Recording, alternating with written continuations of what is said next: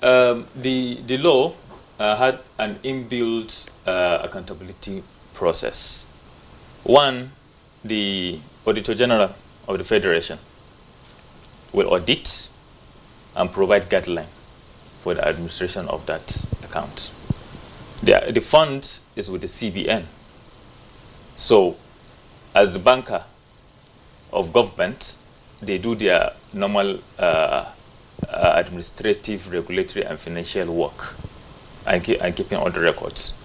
What the NSA does, as the chair of the National Cybersecurity Council, is to administer in terms of prioritization, in terms of identifying the risk assessments, supporting law enforcement that have generated their needs. For example, now, we have a robust plan for police reform. Okay. We are weak in terms of our digitization of the security sector.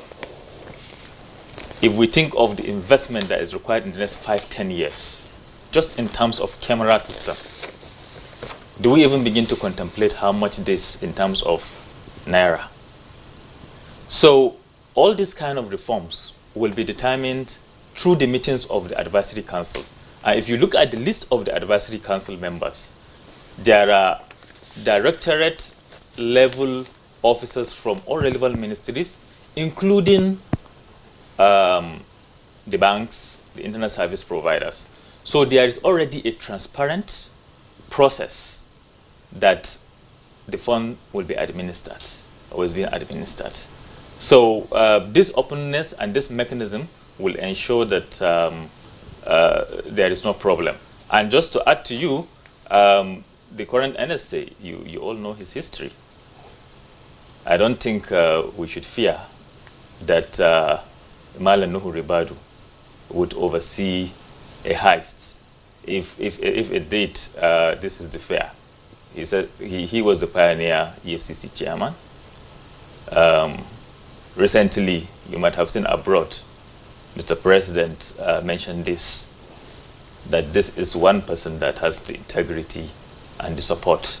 And indeed, we have an opportunity to build the foundations that we have required all these years in terms of national security.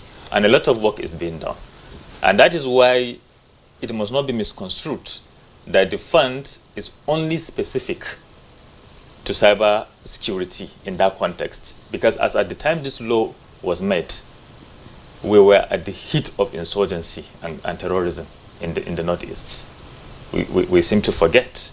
And recently, all this has expanded into the Northwest. Even kidnapping for ransom, for example. So a lot of the solutions we require and the asset that organized criminal groups use is actually cyber-related.